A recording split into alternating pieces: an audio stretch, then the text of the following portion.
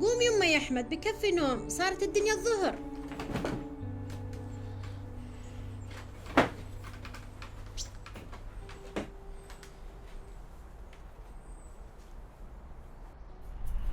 شو هالعيشة هاي؟ وبعدين يعني إلي 7 سنين قاعد بدون شغل. شو هالعيشة؟ شو عمل؟ يا شو عمل؟ نعمل شاي. ما تقعوتك يا زلمة. وك شو هالحلاوة هاي؟ يا الله. ولك كفيت علي، ولك تعال، ولك نضال، ولك تعال، ولك نضال الفحم.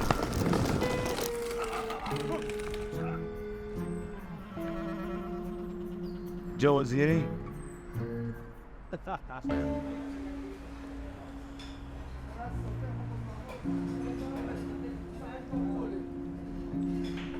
تفضل أستاذ.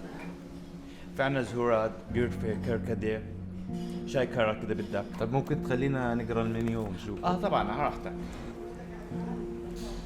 أحمد يلا شو بدك تطلب؟ انت صرت زيه؟ خلاص بطلت اشرب شيء. مالك هيك صاير مش طايق مني ولا كلمة؟ هيك لأنه الحياة صارت معجز. زي العسل. مالك يا حبيبي؟ بمزح معك يعني. هاي مش أول مرة، كل مرة بحكي لك روح عند الدكتور. والله معك حق. خلص راح اروح عليه اليوم لانه الوجع قاعد بيزيد.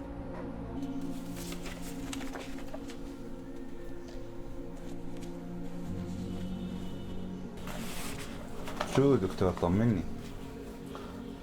بصراحة على الفحوصات اللي أنا شايفها وضعك ما بتطمن. انا عن النظرات اللي انا شايفها انه انت تقول لي زي الافلام هسه بدي اموت بعد شهرين وهيك. شهرين كثير.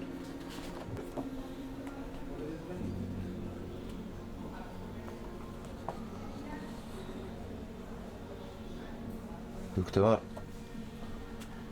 انا جد راح اموت بعد شهرين. بكير على هالحكي، بدي اياك تعيد الفحوصات كمان مرة وبس تجيب لنا النتائج بنحكي بالموضوع.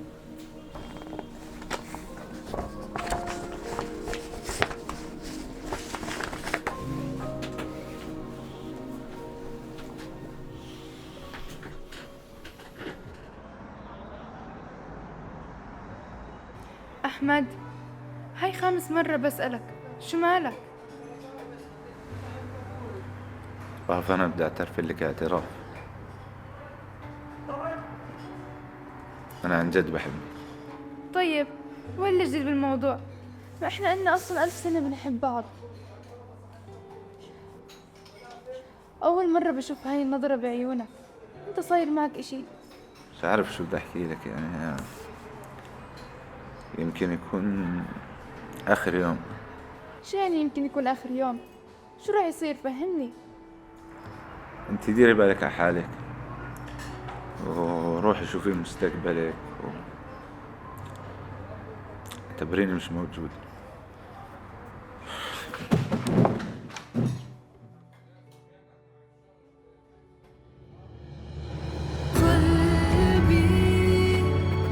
قلبي علينا افترقنا حين التقينا.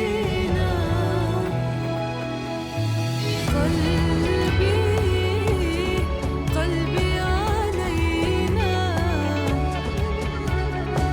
افترقنا حين التقينا. وإذ توقفنا مشينا. اهلا وسهلا، تفضل. بدي اشي يخليني صاحي 48 ساعة. تمام، اغلبك الوصفة لو سمحت. اي وصفة، حتى اللي بده يموت بده وصفة بهالبلد.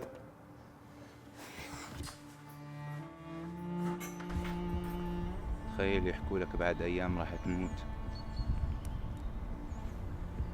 يعني بعد ايام ما راح تكون موجود، يعني مش راح اصحى على ريحة طبخ امي.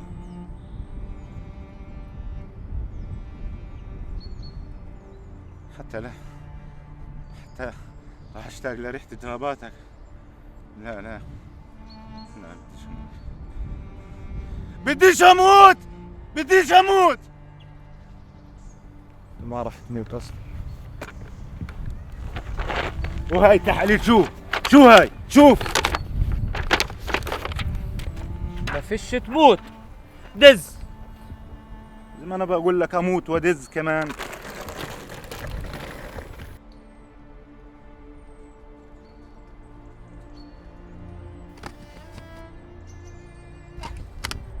هاي الساعة أعطاني إياها جد. اذا ما انا قاعد بودع انت جاي تتحالى لي بساعه اعطاك اياها جدك. يا بني آدم، هاي الساعة بتكرر الزمن. كرر الزمن خربان. بقول لك بتكرر الزمن، يعني بتقدر ترجع فيها بالزمن لورا. أنت علمك جدي واختراعاته. ويا جدك مخرفن يا انت مجنون. شو مصباح علاء الدين كاينه اعيد الزمن ويرجع كيف يعني؟ يا رجل، بقول لك هاي الساعة بتعيد الحالة اللي أنت كان فيها جسمك قبل بساعة. اذا ما انا بدي امشي معك. هاي الساعه بتكرر الزمن وبتتشقلب وبتعمل كل شيء. ليش بدي اكرر الزمن انا؟ عشان جسمك يرجع للحالة اللي أنت كنت فيها قبل بساعة، عشان ما تموت. بس انتهى، بسيطة. طلعت هبيل انت. مجنون انت يا ذم. يا بني آدم، جربها، ما راح تخسر شيء، وأنا كمان بديش أخسر. امسك.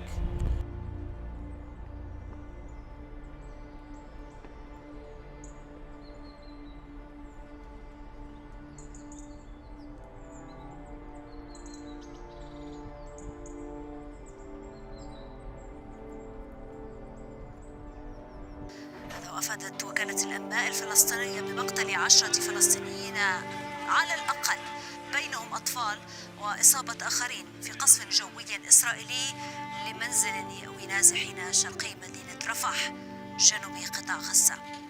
حسب مصادر طبية فلسطينية فإن عدد القتلى ارتفع إلى 135 فلسطينيا، بينما أصيب 312 شخص في الساعات 24 الماضية. في الشق السياسي، الخارجية الفلسطينية تتهم إسرائيل بالاستخفاف. هذا وأفادت وكالة الأنباء الفلسطينية بمقتل 10 فلسطينيين على الأقل، بينهم أطفال، وإصابة آخرين في قصف جوي إسرائيلي لمنزل يأوي نازحين شرقي مدينة رفح جنوب قطاع غزة. حسب مصادر طبية فلسطينية فإن عدد القتلى ارتفع إلى 135 فلسطينيا، بينما أصيب 312 شخص في الساعات 24 الماضية.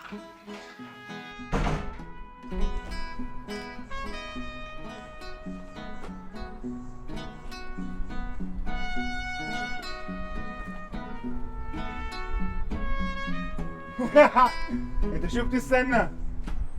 الباص اللي بتستناه مش راح يجي. كيف بده يجي؟ ما اشتغلت الساعة اشتغلت. الساعة تعال احسنت.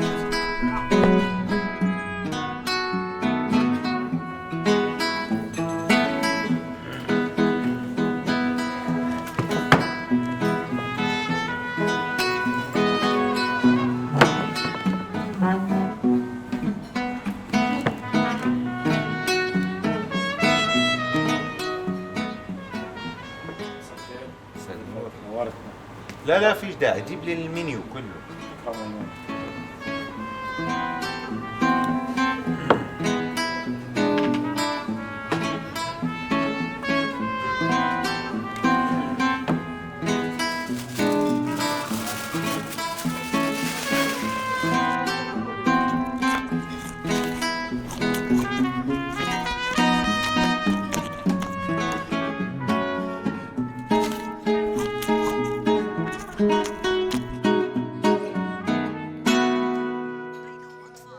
وإصابة آخرين في قصف جوي إسرائيلي لمنزل يأوي نازحين شرقي مدينة رفح جنوب قطاع غزة. حسب مصادر طبية فلسطينية فإن عدد القتلى ارتفع إلى 135 فلسطينيا، بينما أصيب 312 شخص في الساعات 24 الماضية. قليل ما الواحد تيجي الفرصة يحكي اللي بقلبه. معكم بحكوا، تطلعوا علي قاعدين بتاكلوا زي البهايم واخوانكم قاعدين بيموتوا. ولا واحد فيكو عنده ضمير، ولا واحد. وانتوا جبنة، كلمة حق ما واحد فيكو قادر يقولها. وملايين، انتوا ملايين، وطول نهاركم حقوق الانسان وحقوق الطفل وحقوق المرأة وحقوق الحيوان. يا حيوانات.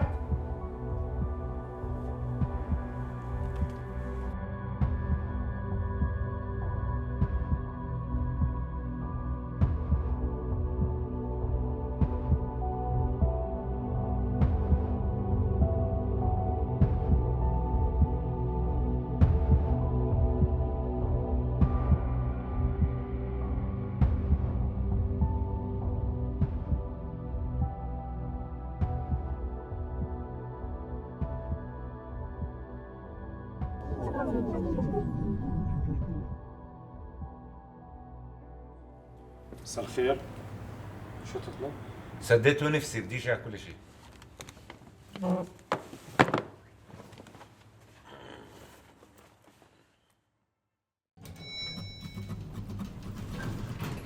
الله يسعد جدك يا نضال. لو ايش الحمار ما استخدم الساعة، الله يرحمه. انت مطول حبيبي، مطول هون، مطول.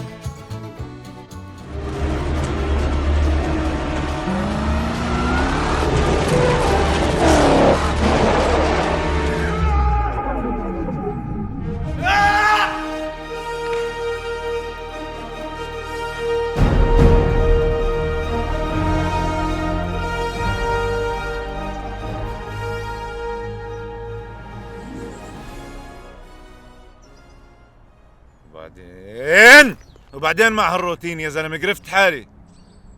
هسا هاي الساعة بتقدر ترجع ولا كيف؟ طبعا تقدر ترجع، بس ساعتها راح يصير زي ما قال لك الدكتور. طب انت ليش ما استخدمت الساعة؟ اللي فكرك ما فكرت بهذا الحل؟ وانا عاجبني حالي هيك، بس في كثير ناس بتعاني اكثر مني. ساعتها راح اكون كثير اناني، واكيد راح اكون ندمان. وهسا مش ندمان؟ لا مش ندمان، يكفي اني عارف.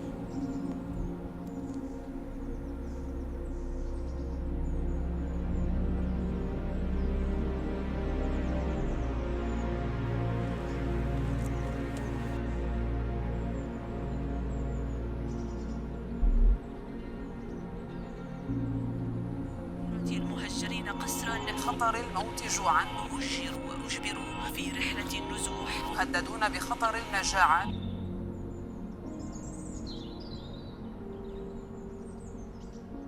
لا مش ندمان.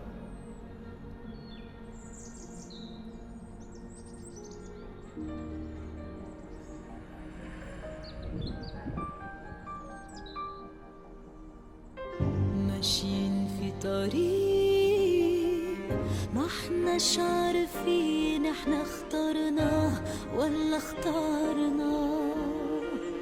لو مهما يضيق فما فيش في ايدينا غير اننا نكمل مشوارنا. ماشيين في طريق ما احناش عارفين احنا اخترناه ولا اخترناه. لو مهما يضيق فما فيش في ايدينا غير اننا نكمل مشوارنا ونسير احلامنا